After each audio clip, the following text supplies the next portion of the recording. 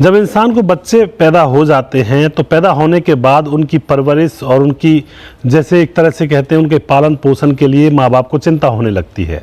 उनमें से एक अहम मुद्दा होता है शिक्षा का। शिक्षा के लिए भी माँ बाप पुरजोर कोशिश करते हैं अपने बच्चों के लिए, लेकिन कई बार इस व्यवस्था में बच्चों का शोषण भी हो जाया करता है।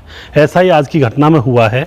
माँ ने नहलाने के लिए छोटी सी 4 साल की बच्ची के जब कपड़े उतारे तो उसके प्राइवेट पार्ट से खून बह रहा था।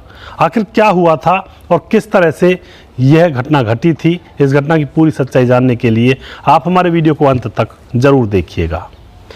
नमस्कार, मैं हूं सुदेश कुमार और तिरछी बात चैनल में आपका स्वागत है। दोस्तों, यह घटना है सुपौल की। सुपौल में एक 4 साल की बच्ची होती है। वह अपने मम्मी पापा के साथ रहा करती है। उसकी मम्मी है घर पर, उसके पापा बाहर कमाने के लिए जाया करते हैं। तो उसकी मम्मी अपनी बच्ची को पढ़ने के लिए भेजने लगती है एक ट्यूशन क्लास में, क्योंकि अभी बहुत छोटी बच्ची है।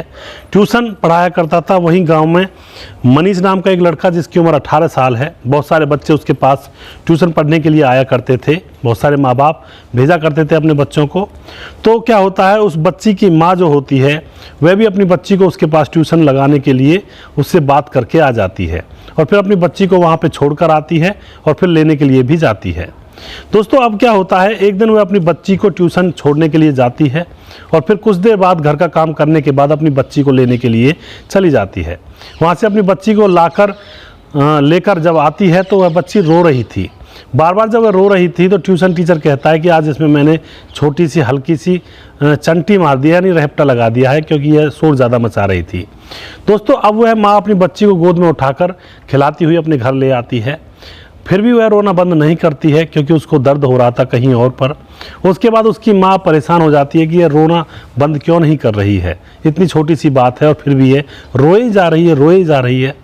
उसके बाद वह अपनी बच्ची को नहलाने के लिए कपड़े उतारती है और जब कपड़े उतारे जाते हैं तो वह एकदम से देखकर उसकी आंखें फट जाती हैं, जो वह बच्ची के शरीर पर देखती है। उसकी बच्ची के प्राइवेट पार्ट से थोड़ा थोड़ा खून बह रहा था।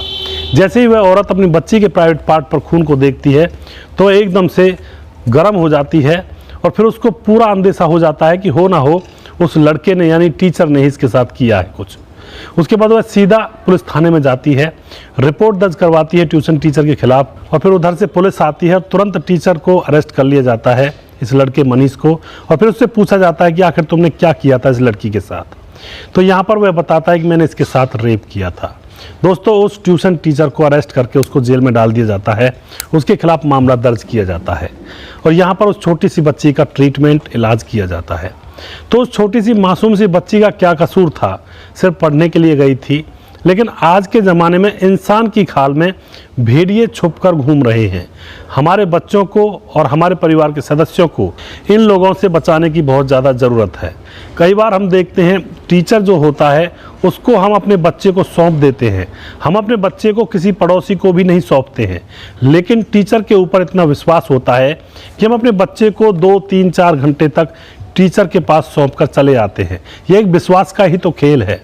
लेकिन जब कोई टीचर इस तरह का घिनौना कृत्य करता है तो फिर समाज के अंदर और टीचरों के ऊपर भी उंगलियां उठने लगती हैं। माँ बाप और टीचरों की तरफ भी उसी हीन दृष्टि से देखने लगते हैं, क्योंकि यह मामला ही कुछ ऐसा है, बच्चे को सौंपा जाता है टीचर के हवाले। तो यहाँ पर माँ बाप की चिंताएं बढ़ जाती हैं। तो दोस्तों, उस लड़के को, यानी कि उस टीचर को क्या सज़ा मिलनी चाहिए, आप अपनी राय कमेंट बॉक्स में लिख सकते हैं, लोगों के साथ शेयर कर सकते हैं।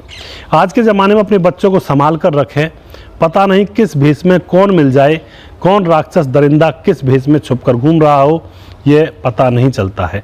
किसके मन में क्या चल रहा हो यह भी पता नहीं चलता है। तो बच्चों को थोड़ा सा सावधानी से रखें, अपने की देखरेख करें, देखभाल के अंतर्गत रखते हुए अपने बच्चे का लालन पोषण करें। दोस्तों, अगर आपको हमारा वीडियो अच्छा लगता है तो उसको शेयर ज़रूर कर दिया करें। हम आपके बहुत बहुत आभारी रहेंगे। अगला प्रोग्राम में बहुत जल्दी फिर से लेकर आऊँगा किसी सच्ची घटना के ऊपर। तब तक आप खुश रहें, सावधान रहें, बच्चों के ऊपर निगरानी रखें और जल्दी से किसी के हवाले अपने बच्चों को ना सौंप दें। पहले उसका आगे पीछे का सारा बही खाता निकाल लें। जय हिंद, जय भारत।